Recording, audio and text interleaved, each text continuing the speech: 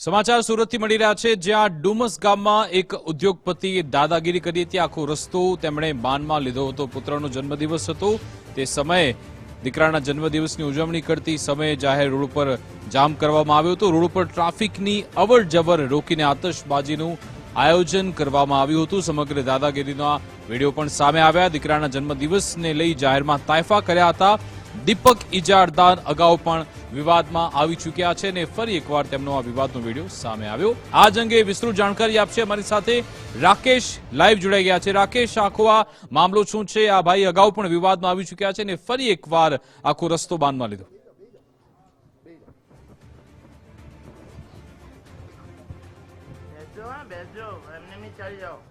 બિલકુલ, આ જે વિડીયો વાયરલ થયો છે એ સુરતના ડુમ્મસ વિસ્તારનો છે અને આ ડુમ્મસ વિસ્તારમાં જ સુરતના જે નામી જે દીપક ઇજારદાર છે તેમના પુત્રનો જન્મદિવસ હતો અને જન્મદિવસ દરમિયાન તેઓએ આ જાહેર રોડ રસ્તા પર છે તે ઉજવણી કરી હતી। ત્યારે વાયરલ વિડીયોને લઈને ડુમ્મસ પોલીસનું પણ એક નિવેદન આવ્યું છે કે હાલ વિડીયોની સંપૂર્ણ તપાસ કરવામાં આવશે અને ત્યારબાદ કાર્યવાહી કરાશે। ત્યારે દીપક ઇજારદાર જાતે આપણી જોડે ઉપસ્થિત છે, સીધી વાત કરીશું તેમના જોડે।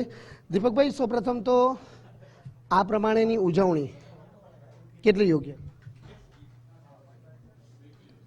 મારો એકને એક દીકરો છે। દરેક મા બાપ અને ખાસ કરીને જ્યારે મારા પુત્રને હાલના સંજોગોમાં એની માતા અવેલેબલ નથી એના માટે, ત્યારે એનો માતા પિતા તરીકે હું જ ભાગ ભજવું છું, એનો રોલ હું જ ભજવું છું। મારો એકનો એક પુત્ર છે, લાડકોટથી ઉછરેલો છે। એની 19મી બર્થડે હતી, તો લોકોએ આ વખતે મેં એને એક બી ગિફ્ટ નથી આપી। મેં આગલે દિવસે કહ્યું કે દીકરા, દર વખતે 60-70-80 લાખની ગાડી આપું છું, આ વખતે તને એક પણ ગિફ્ટ આપવામાં નહીં આવશે। મારો વિચાર એ છે કે આપણે સિવિલ હોસ્પિટલમાં 1200 જરૂરિયાતમંદ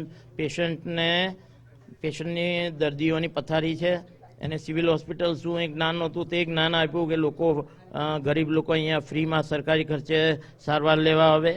પછી એને સમજાવ્યો કે ત્યાં આપણે અનાજની કીટ 1200 રૂપિયાના ખર્ચે 1200 નંગ બનાવડાવેલી છે અને દરેકને સાથે બાથ ટોવેલ અને એક સાડી તારા હસ્તે વિતરણ કરવાનું છે। છોકરો ઘણો આનંદિત થયો। હું માનું છું કે તમારા પુત્રએ સેવાકીય પ્રવૃત્તિ કરી, પરંતુ જાહેરમાં સાંભળો, બેકગ્રાઉન્ડ કહું છું, લોકોએ એ પોઝિટિવ સાઈડ નથી છાપી, એની રીલ નથી મુકાઈ, એની રીલ વાયરલ નથી થઈ ને સાંજે 2 થી 5 મેં સત્યનારાયણની કથા કરી, કેક કાપીને 5 મિનિટ માટે મેં ફટાકડા ફોડ્યા। એમાં ચારે બાજુ ડુમ્મસમાં લંગરથી છે ને હવે આ છે ને શાદીનું સેલિબ્રેશન સ્થળ બની ગયું છે, બધે પાર્ટી પ્લોટ બની ગયા છે। તેમાં આજુબાજુમાં કોઈ પણ જાતનું પાર્કિંગ ન હોવા છતાં નાનકડા રોડ પર છે ને આખો રોડ વચ્ચે છે ને આપનું શું માનવું છે? મને ડિસ્ટર્બ